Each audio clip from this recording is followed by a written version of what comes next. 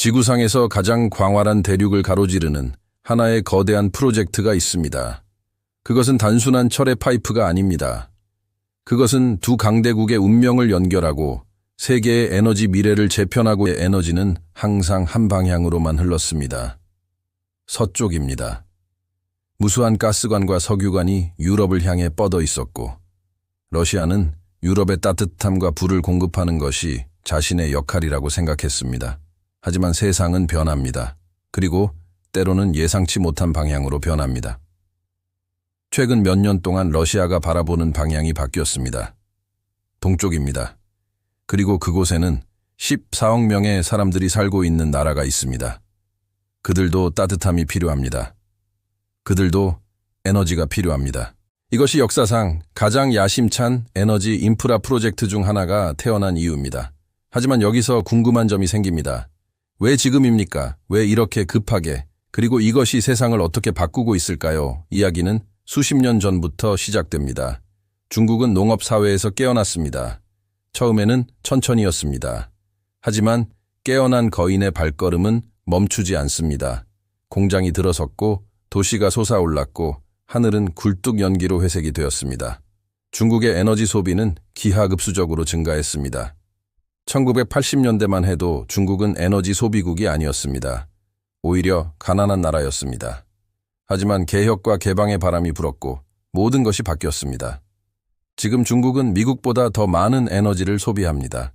유럽 연합보다도 많습니다. 이것은 단순한 숫자가 아닙니다. 이것은 역사적인 전환입니다. 처음에는 석탄으로 충분했습니다. 검은 석탄은 산업혁명의 연료였습니다. 하지만 석탄은 또한 대가를 요구합니다. 도시의 하늘은 점점 더 어두워졌습니다. 겨울이 오면 호흡조차 위험해졌습니다. 중국의 어린이들은 파란 하늘을 본 적이 없었습니다. 노인들은 자신의 폐가 검은색으로 변해가는 것을 느꼈습니다. 중국의 지도자들은 깨달았습니다. 이대로는 안 된다는 것을 말입니다. 경제 성장도 중요하지만 국민의 생명은 더 중요합니다. 그들은 새로운 것을 찾기 시작했습니다. 더 깨끗한 것을 말입니다. 그리고 찾았습니다. 천연가스입니다. 이 무색의 기체는 석탄보다 훨씬 더 효율적이고 훨씬 더 깨끗합니다. 중국은 천연가스 수입을 늘리기 시작했습니다. 2000년에는 중국의 천연가스 소비가 무시할 수 있는 수준이었습니다. 하지만 불과 20년 만에 중국은 연간 4천억 입방미터 이상의 천연가스를 소비하는 나라가 되었습니다. 이것은 세계에서 5번째 규모입니다. 이것은 기적입니다. 또는 절망입니다. 왜냐하면 중국 자신이 만들 수 있는 가스의 양은 이 수요를 충족하지 못하기 때문입니다. 처음에는 배를 타고 오는 액화 천연가스였습니다. 호주에서 카타르에서 말레이시아에서 온 가스들이 대양을 건너 중국에 도착했습니다. 엄청난 비용이 들었습니다. 에너지 운송 비용, 저온 유지 비용, 보험료 모든 것이 비쌌습니다. 그리고 위험했습니다.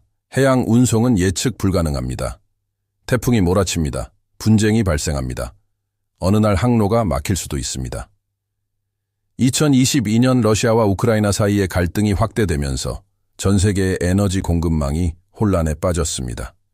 모든 나라가 자신의 에너지를 먼저 챙기려고 했습니다. 중국은 그때 깨달았습니다. 해양 운송만으로는 안 된다는 것을 말입니다. 그러면 어떻게 될까요? 중국만큼 큰 나라가 에너지 없이 하루를 보낼 수 있을까요? 불가능합니다. 중국의 전략가들은 더 안정적인 것을 원했습니다. 바다를 가로지르지 않는 것을 말입니다. 그들은 육지를 통한 파이프라인을 생각했습니다. 북쪽에는 러시아가 있습니다. 그리고 러시아에는 보물이 있습니다. 시베리아의 얼어붙은 땅 아래에 수조 입방미터의 천연가스가 매장되어 있습니다. 야쿠티아라고 불리는 곳에만 해도 전 세계 천연가스 매장량의 10%가 있습니다. 이것은 운명의 만남처럼 보였습니다. 러시아는 팔 수 있는 것이 있었고 중국은 사고 싶은 것이 있었습니다. 하지만 이 거래가 성사되기까지는 오랜 협상이 필요했습니다. 협상의 핵심은 가격이었습니다. 몇십 년 동안 얼마나 많은 돈을 주고받을 것인가. 이것은 단순한 사업 거래가 아니었습니다. 이것은 미래에 대한 베팅이었습니다. 러시아는 이 가스를 유럽에 팔 수도 있었습니다. 중국도 다른 나라에서 가스를 들여올 수 있었습니다. 하지만 두 나라는 장기적인 미래를 보고 있었습니다. 10년 가까이 협상이 이어졌습니다. 러시아는 높은 가격을 원했습니다. 중국은 낮은 가격을 원했습니다. 그 사이에서 양쪽 모두가 만족할 수 있는 지점을 찾아야 했습니다. 2014년 5월 드디어 합의에 도달했습니다. 400억 달러 규모의 30년 계약입니다. 이것은 역사상 가장 큰 에너지 거래 중 하나였습니다. 이제 건설이 시작되었습니다. 그리고 여기가 정말로 중요한 부분입니다. 이 파이프라인은 단순한 금속 튜브가 아닙니다. 이것은 극한의 자연과의 싸움입니다.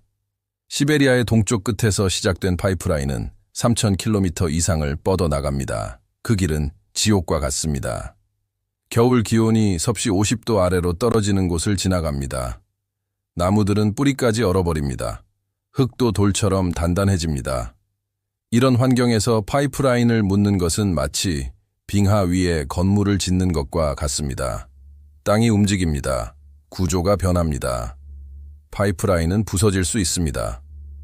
엔지니어들은 이 문제를 해결하기 위해 혁신적인 방법을 개발했습니다. 특수한 기초 위에 파이프라인을 고정시키고 지열 센서를 설치하고 영구동토층의 변화를 실시간으로 모니터링하는 시스템을 만들었습니다.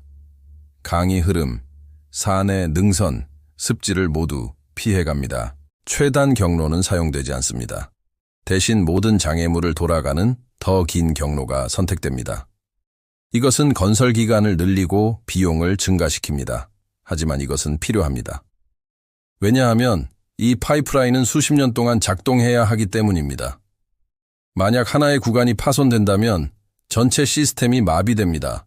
그리고 파이프라인만이 아닙니다. 러시아는 거대한 가스 처리 시설도 건설했습니다. 이 시설에서 천연가스는 정제됩니다. 불순물이 제거되고 헬륨 같은 귀중한 성분들이 추출됩니다. 이 시설 하나만 수십 년간 러시아의 최동단에서 건설된 가장 큰 산업 프로젝트입니다. 수만 명의 노동자들이 일했습니다. 수백억 달러의 투자가 이루어졌습니다. 이것은 단순한 비즈니스가 아니었습니다. 이것은 국가 전략입니다. 러시아는 이 프로젝트에 미래를 걸었습니다. 2019년 12월 그것이 시작되었습니다. 첫 번째 천연가스가 파이프라인을 통해 흘렀습니다. 처음에는 천천히였습니다. 파이프라인의 추가 구간이 완공되면서 더 많은 가스가 흐르기 시작했습니다. 몇 년이 지나면서 흐름이 빨라졌습니다. 그리고 지금 이 파이프라인은 매년 380억 입방미터의 천연가스를 중국으로 보냅니다. 이것은 수백만 가구의 난방을 해결하고 수천 개의 공장을 가동시키고 자동차와 기차를 움직입니다. 하지만 이것이 끝이 아닙니다. 러시아와 중국은 이미 두 번째 파이프라인에 대해 논의하고 있습니다. 이것은 첫 번째보다 더 큽니다. 500억 입방미터 이상의 가스를 운반할 수 있습니다. 이것은 유럽으로 흘렀던 가스의 일부를 동쪽으로 돌리려는 것입니다. 이것은 단순한 확장이 아닙니다. 이것은 러시아의 에너지 전략 자체의 변화입니다. 수십 년 동안 러시아는 유럽을 바라봤습니다. 그것이 러시아의 에너지의 운명이었습니다. 하지만 세상은 바뀌고 있습니다. 유럽은 러시아 가스에 덜 의존하려고 합니다. 중국은 더 많이 원합니다. 이것은 역사적인 전환입니다. 이 파이프라인들이 계속 확장된다면 세계의 에너지 지도는 완전히 다시 그려질 것입니다. 유럽이 중심에서 벗어나고 아시아가 중심이 됩니다. 일본도 한국도 같은 방향을 보기 시작합니다. 왜냐하면 에너지 안보는 모든 나라의 최우선 과제이기 때문입니다. 그리고 이 파이프라인은 그것을 보장합니다. 배는 침몰할 수 있습니다. 항로는 막힐 수 있습니다. 하지만 땅 위의 파이프라인은 계속 흐릅니다. 밤낮으로 여름 겨울로 어떤 정치적 폭풍이 와도 흐릅니다. 하지만 모든 성공에는 대가가 있습니다. 시베리아의 생태계는 변하고 있습니다. 동토층이 녹고 있습니다. 야생동물의 이동 경로가 차단되고 있습니다. 원주민 공동체들은 자신들의 땅이 변해가는 것을 지켜봅니다. 이것은 진행 중인 이야기입니다. 끝나지 않은 이야기입니다. 그리고 이 이야기의 결말은 아직 결정되지 않았습니다. 우리는 방금 첫 장을 읽었을 뿐입니다. 미래는 어떨까요? 이 거대한 파이프라인은 계속 확장될까요? 아니면 다른 기술이 이것을 대체할까요? 수소 에너지 태양력 핵융합 기술의 진보는 이 모든 계획을 뒤바꿀 수도 있습니다. 시간만이 답을 알려줄 것입니다. 하지만 한 가지는 확실합니다. 세계의 에너지 미래는 이제 시베리아의 얼음 속에 연결되어 있다는 것입니다.